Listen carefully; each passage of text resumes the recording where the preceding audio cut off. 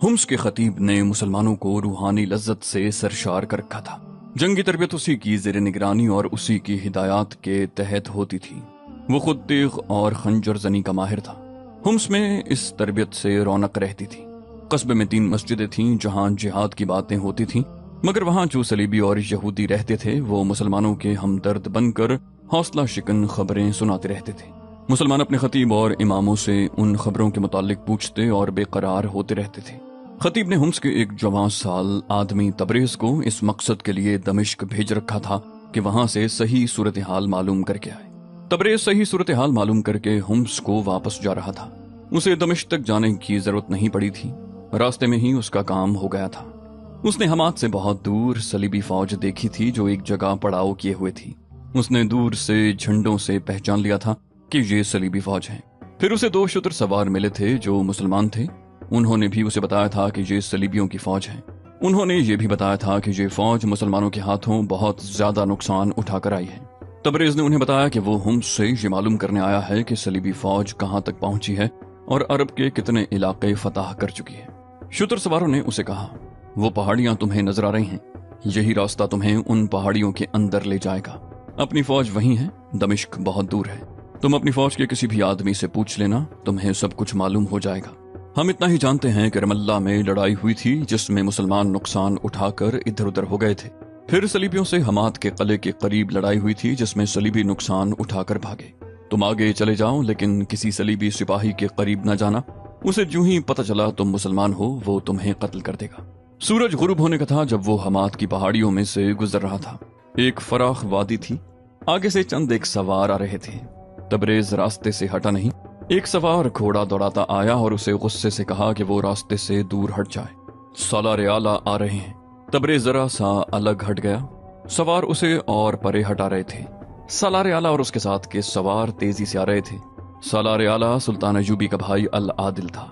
उसने देखा कि उसके मुहाफिज एक मुसाफिर के साथ बहुत गुस्से से बोल रहा है और मुसाफिर शायद रास्ते से नहीं हट रहा। अल आदिल करीब आकर रुक गया। तबरेज को अपने पास बुलाया और पूछा कि वो कौन है और मुहाफिज के साथ क्यों झगड़ रहा है। तबरेज ने जवाब दिया कि वो हुम्स से ये मालूम करने आया है कि सुल्तान अयूबी की फौज किस हाल में है और सलीबी फौज को कितनी कुछ कामयाबियां हासिल हुई हैं।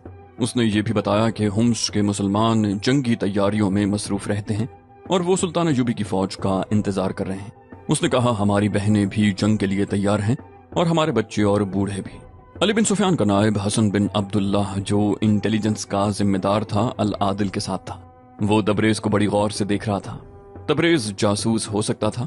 उसकी सादगी बता रही थी कि वो जासूस नहीं, लेकिन शक लाजमी था। जासूस जाहिरी तौर पर उससे ज्यादा गंवार और सादा लगते हैं। हसन बिन अब्दुल्ला ने उसे पूछा, तुम्हारे खतीब का नाम क्या है? तबरेज ने नाम बताया। हसन बिन अब्दुल्ला ने अल आदिल से कहा कि वो अपना आदमी है और इस आदमी की बातों से मालूम होता है कि वो अपना काम जांफिशानी से कर रहा है। तबरेज के खिलाफ जो शक पैदा हो गया था वो रफा हो गया। अल आदिल के हुक्म के मुताबिक उसे मेहमान की हैसियत से खैमागाह में भेज दिया गया जहां उसकी खातिर मदारत की गई। रात हसन बिन अब्दुल्ला ने उसे अपने खैमे में बुलाया और खतीब के नाम ये पैगाम दिया, हालात दुश्वार हैं लेकिन उतने नहीं जितने आपको वहां सलीबी बता रहे हैं। लोगों से कहो कि सच उसे समझें जो उनकी आंखों के सामने हो और जो उन्हें मस्जिद में बताया जाए। इधर उधर की बातों और खबरों को सच न समझें। आप लोग बड़े खतरनाक इलाके में हैं। अपनी बस्ती के सलीबियों और यहूदियों पर नजर रखें और ये भी ख्याल रखें कि वो आपकी सरगर्मियों पर नजर न डाल सके जिन्हें आखिर दम तक छुपाए रखना है। हसन बिन अब्दुल्लाह ने तबरेज को ऐसा पैगाम दिया जो हुम्स के मुसलमानों के लिए हौसला अफजा था, लेकिन उसे ये न बताया कि वो कौन सी सरगर्मियां हैं जिन्हें आखिर दम तक छुपाए रखना है। हकीकत ये थी कि हुम्स के मुसलमानों को सुल्तान अयूबी के हुक्म के तहत जंगी तरतीब दी जा रही थी। उसका मकसद ये था कि जब कभी जरूरत पड़े वो सलीबी फौज पर अकब से शबखून मारे, जाहिरी तौर पर उनके वफादार रहें। इस मकसद के लिए हुम्स में 3-4 तजुर्बाकार छापामार भेज दिए गए थे जो वहां अपने मतलब की ट्रेनिंग दे रहे थे। खतीब उनका कमांडर था। उनके साथ अभी बाकायदा राब्ता नहीं रखा गया था क्योंकि अभी उन लोगों की जरूरत नहीं थी। दूसरी सुबह तबरेज हुम्स को रवाना हो गया। वो जमाना काफिलों की सूरत में चलने का था। लोग अकेले अकेले भी सफर करते थे। ऐसे अकेले मुसाफिरों को जहां चंद आदमी सफर में नजर आते वो उनसे जा मिलते और इस तरह काफिले बनते और बड़े होते जाते। तबरेज आया अकेला था। वापस जा रहा था कि उसे मुख्तसर सा एक काफिला मिल गया जो हुम्स की समत जा रहा था। اس میں ہمس کے یہودی تاجر بھی تھے، 2 عیسائی کنبے اونٹوں پر سوار تھے اور کچھ لوگ پیدل جا رہے تھے۔ تبریز اس قافلے میں شامل ہو گیا۔ قافلہ چلتا گیا، راستہ لمبا تھا، 2 راتیں قیام کرنا پڑا۔ تیسرا دن سفر کا آخری دن تھا۔ آدھی رات سے پہلے قافلے کو ہمس پہنچ جانا تھا۔ آگے ایک دریا تھا جو بہت بڑا نہیں تھا، اس کی گہرائی زیادہ سے زیادہ کمر تک رہتی تھی، لوگ اس میں آسانی سے گزر جایا کرتے تھے۔ سفر کے آخری روز کا سورج سر پر آیا تو افق سے سیاہ گھٹا اٹھتی نظر آئی۔ قافلہ اور تیز چلنے لگا تاکہ بارش سے پہلے منزل تک پہنچ جائے یا چٹانی علاقے میں پہنچ کر چھپنے کی جگہ ڈھونڈ لی جائے، اور اگر ممکن ہو تو طغیانی آنے سے پہلے ہی دریا پار کر لیا جائے۔ یہ ان لوگوں کی حماقت تھی۔ گھٹا کی رفتار قافلے کی نسبت زیادہ تھی اور گھٹا جانے کہاں سے برستی آ رہی تھی۔ وہ تمام علاقہ چٹانی اور پہاڑی تھا۔ قافلہ دریا کے قریب پہنچا تو گھٹا دنیا کو تاریک کر چکی تھی اور میں ایسا موسلا دھار برسنے لگا تھا کہ آنکھیں کھول کر چلنا ممکن نہ رہا۔ ایک بوڑھے عیسائی نے کہا کہ دریا چڑھ رہا ہے، ابھی گزر سکتے ہیں، فوراً پار ہو جاؤ۔ اس بوڑھے کے ساتھ والے اونٹ پر ایک جوان عیسائی لڑکی سوار تھی۔ قافلہ دریا کے کنارے پہنچ چکا تھا، اس کا پانی مٹیالہ ہو گیا اور اس کی روانی میں طغیانی والا جوش پیدا ہو گیا۔ گہرائی میں کوئی اضافہ معلوم نہیں ہوتا تھا، بارش بہت تیز تھی، گھٹا نے گہری شام کا منظر بنا رکھا تھا۔ سورج غروب ہونے کو ہی تھا، ایک آدمی نے گھوڑا دریا میں ڈال دیا۔ چند قدم آگے جا کر اس نے چلا کر کہا، آ جاؤ، پیدل چلنے والے بھی آ جاؤ، پانی گہرا نہیں ہے۔ یہ کسی نے بھی نہ دیکھا کہ شدید اور خطرناک طغیانی کا ریلا آ رہا ہے۔ اوپر کی طرف بہت مہ برسا تھا اور وہ پہاڑی علاقہ تھا جس کی طغیانی بہت ہی تیز ہوا کرتی ہے۔ اونٹ اور گھوڑے شاید اس خطرے کو محسوس کر رہے تھے۔ یہی جانور بڑے آرام اور اطمینان سے دریا میں گزر جایا کرتے تھے، مگر بارش میں وہ دریا میں بدک رہے تھے۔ حالانکہ پانی گہرا نہیں تھا، اچانک دریا بے بھر گیا۔ اونچی اونچی لہریں کسی کو سنبھلنے کا موقع دیے بغیر آ گئیں۔ دریا کے کنارے ڈوب گئے، پانی گہرا ہو گیا۔ پیدل چلنے والے ڈوبنے لگے تو وہ تیرنے لگے۔ اونٹوں نے واویلا بپا کر دیا، قافلہ دریا میں بکھر گیا۔ دوسرا کنارہ دور تو نہیں تھا، لیکن طغیانی جو بڑھتی جا رہی تھی آگے جانے ہی نہیں دے رہی تھی۔ پھر قافلے والوں کو ایک دوسرے کا ہوش نہ رہا۔ عیسائی لڑکی کی چیخ سنائی دی۔ تبریز کہیں قریب تھا، اس نے چیخ سن لی اور یہ بھی دیکھ لیا کہ وہ اونٹ جس پر عیسائی لڑکی سوار تھی طغیانی کا مقابلہ نہ کر سکا اور اس کے پاؤں اکھڑ گئے۔ طغیانی نے اسے گرا دیا، اس کی پیٹھ پر بیٹھی لڑکی دریا میں جا پڑی۔ طغیانی کا یہ عالم تھا کہ کبھی لہریں اوپر کوٹتی اور گرتی اور کبھی بھنور بن جاتی۔ شور اتنا زیادہ تھا کہ کسی کو کسی کی آواز نہیں سنائی دے رہی تھی۔ اگر تبریز قریب نہ ہوتا تو لڑکی کی چیخ کوئی بھی نہ سن سکتا۔ وہ گھوڑے پر سوار تھا اور گھوڑا سیدھا تو نہیں جا رہا تھا، لیکن طغیانی کا مقابلہ کر رہا تھا۔ تبریز نے لڑکی کو پانی میں گرتے دیکھا تو اس نے گھوڑے کو دریا کے رخ پر ڈال دیا، لیکن گھوڑا اتنی تیزی سے تیر نہیں سکتا تھا۔ تبریز گھوڑے سے کود گیا اور بہت تیزی سے تیرتا لڑکی کے پیچھے گیا۔ ایک لہر نے لڑکی کو اوپر اٹھایا تو تبریز نے دیکھ لیا، طغیانی کا زور بھی تھا اور تبریز کے جوان بازوؤں کی قوت بھی تھی کہ اس نے تھوڑی ہی دور جا کر لڑکی کو پکڑ لیا۔ وہ بھی ڈوبی نہیں تھی، لیکن وہ تیر بھی نہیں رہی تھی۔ تبریز کے لیے اسے سنبھالنا بہت مشکل ہو گیا۔ اسی کوشش میں پانی انہیں بہت آگے لے گیا۔ تبریز نے اسے اپنے اوپر ڈالا اور کنارے کی طرف تیرنے لگا۔ لڑکی دوبارہ اس کی پیٹھ سے لڑک گئی، وہ ہوش میں نہیں تھی۔ اگر تبریز کے جسم میں طاقت اور دل میں بے خوفی نہ ہوتی تو وہ لڑکی کو چھوڑ کر اپنی جان بچانے کی فکر کرتا۔ طغیانی کا زور اور اس کا شور حوصلے پست کر رہا تھا۔ جس جگہ سے قافلہ دریا میں اترا تھا وہاں سے کم و بیش 2 میل دور تبریز لڑکی کو سنبھالے کنارے سے جا لگا۔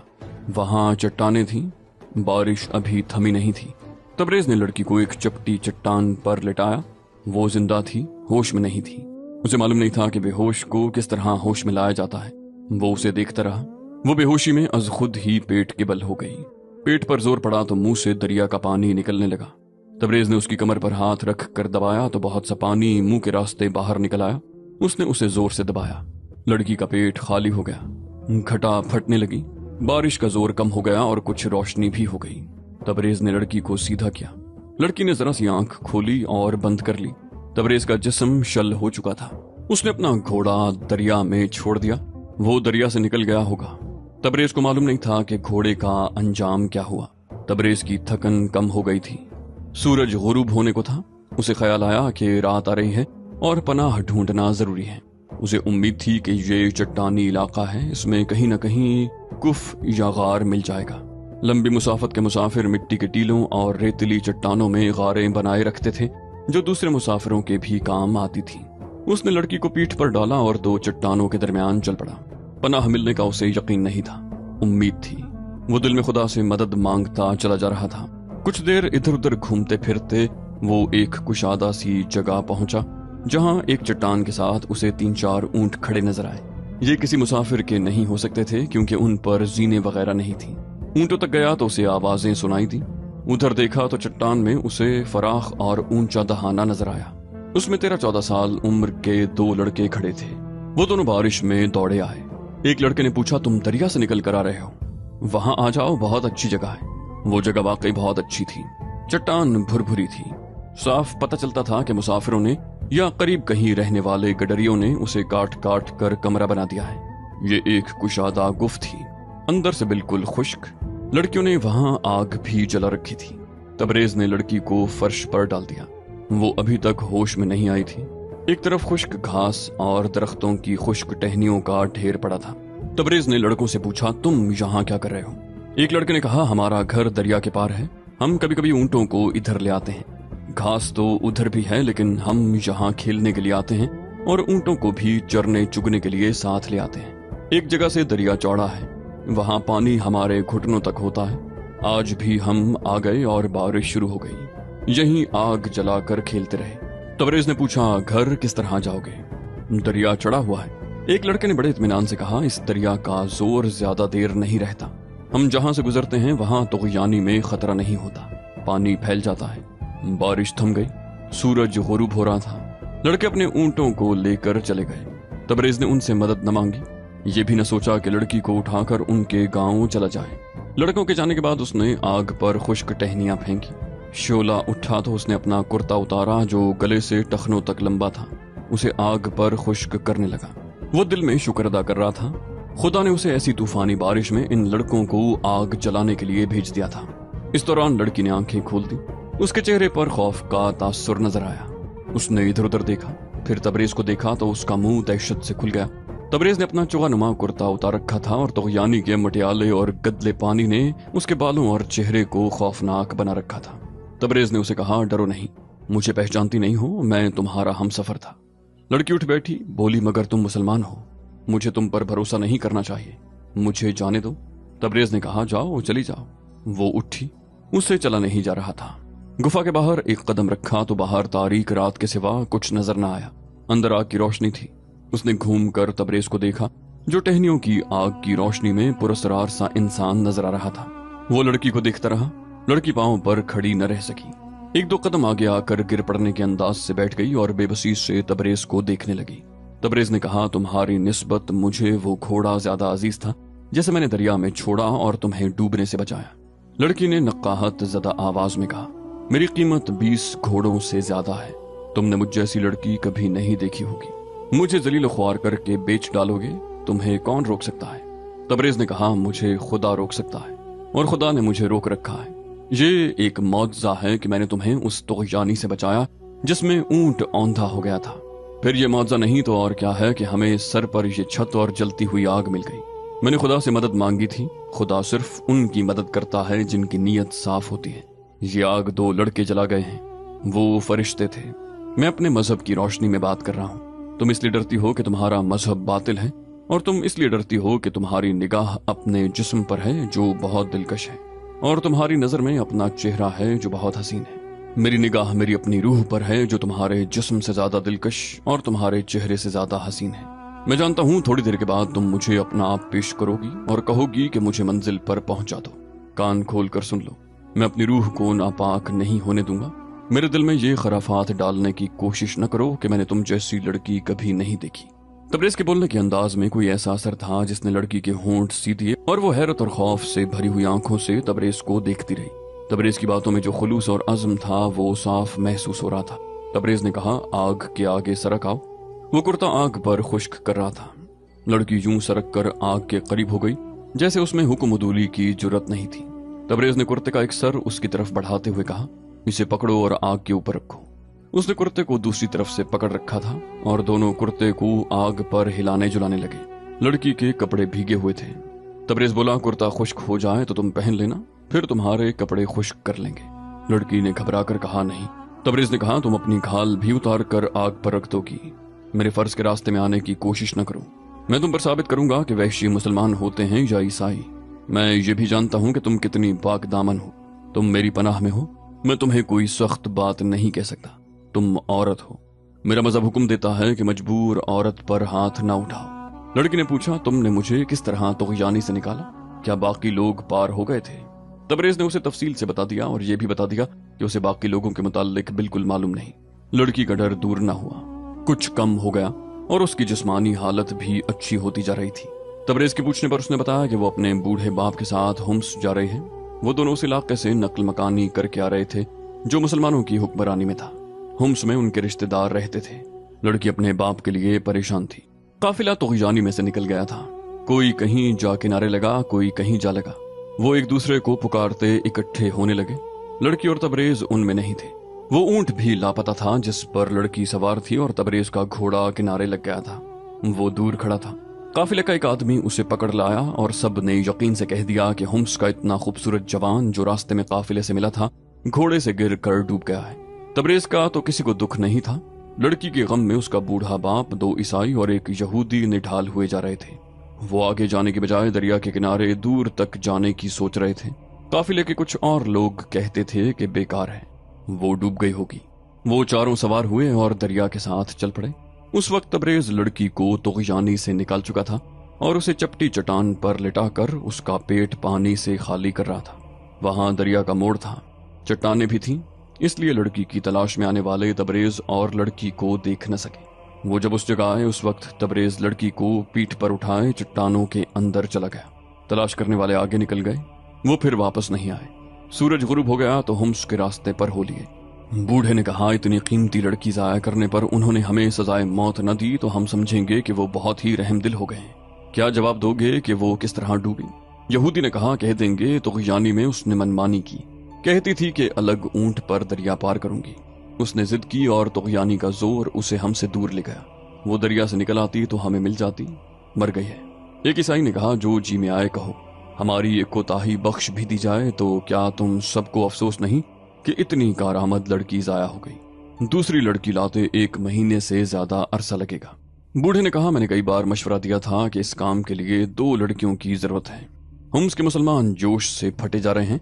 इसमें कोई शक नहीं रहा कि वो जो जंगी तरबियत हासिल कर रहे हैं वो कोई जज्बाती या वक्ती जोश नहीं है। मैंने उनकी तरबियत बहुत गौर से देखी है। मेरा तजुर्बा कहता है कि ये शबखून और छापा मारने की बाकायदा तरबियत है। मैंने उनके 4 उस्ताद देखे हैं। वो काहिरा से भेजे गए हैं या दमिश्क से, और वो माहिर छापा मार मालूम होते हैं। एक ईसाई ने कहा, अगर ये लोग हमारी हुक्मरानी में होते तो हम देखते कि ये किस तरह जंगी तरबियत लेते हैं। यहूदी ने कहा, तुम क्या समझते हो यहाँ ये अपनी तरबियत मुकम्मल कर लेंगे? हम इन्हें आपस में टकरा देंगे। बूढ़े ने कहा, इसी मकसद के लिए मैं उस लड़की को दमिश्क से ला रहा था। हुम्स में फसाद पैदा करने का काम मुझे सौंपा गया था। मैंने उस लड़की का नाम लिया। उन्होंने मुझे ही हुक्म दिया कि लड़की के बाप बन जाओ और हुम्स ले जाओ। कोई पूछे तो ये बताओ कि नकल मकानी कर रहा हूं। रात के अंधेरे में वो चलते जा रहे थे और अपनी उस खुफिया मुहिम के मुताल्लिक बातें करते जा रहे थे जिसके लिए उन्हें हुम्स जाना था। बूढ़ा सलीबियों का तजुर्बाकार जासूस था और नफ्सियाती तखरीबकारी का माहिर। वो अपने साथियों से कह रहा था, मुसलमान तो हर जगह जंगी तरबियत हासिल करते हैं। दमिश्क में नूरुद्दीन जंगी की बेवा लड़कियों को बाकायदा जंगी तरबियत दे रही है। बस्ती बस्ती ये जोश देखने में आया है, मगर हुम्स और उसके गिरदोनिवाह के इलाके को ऐसी अहमियत हासिल है कि यहाँ मुसलमानों के छापामारों को अड्डा नहीं मिलना चाहिए। मुझे मालूम हुआ है कि ये सलाहुद्दीन अय्यूबी का एक खुफिया मंसूबा है। इसे कामयाब नहीं होना चाहिए। यहूदी ने कहा, हुम्स सरहद पर है। अगर मुसलमानों ने यहाँ अड्डा बना लिया तो हमारे लिए खतरनाक होगा। होना तो ये चाहिए कि यहाँ के मुसलमानों को सलाहुद्दीन अय्यूबी के खिलाफ कर दिया जाए और उनके दिलों पर कब्जा कर लिया जाए। बूढ़े ने कहा, यह मुमकिन नजर नहीं आता। मुझे बताया गया है कि हमारे आदमियों ने बहुत अफवाहें फैलाई हैं, मगर मुसलमान इन पर कान नहीं धरते। मुझे ये भी बताया गया है कि उनके खतीब का उन पर बहुत असर है, और ये भी पता चला है कि जंगी तरबियत उसी की हिदायत के मुताबिक हो रही है। मुझे हुम्स नहीं जाना चाहिए क्योंकि हम लड़की गुम कर बैठे हैं। मैं अब इसलिए वहां तक जाना चाहता हूं कि खतीब को देखूं कि वो कौन है और क्या वो आलिम है या कोई फौजी कमांडार। ये भी देखना है कि उसे अपने हाथ में लिया जा सकता है या नहीं। مجھے اور تم سب کو ہمس کے عیسائی اور یہودی گھرانوں میں سے 1 یا 2 لڑکیوں کا انتخاب کرنا ہے جو اس مہم میں ہماری مدد کر سکے۔ تم جانتے ہو لڑکیوں کو کیا کرنا ہے۔ ایک عیسائی نے کہا، میں نے تمہیں یہ دمشق میں بھی بتایا تھا کہ یہاں کے مسلمان ایمان کے پکے ہیں، ابھی تک ہم کسی ایک کو بھی نہیں خرید سکے۔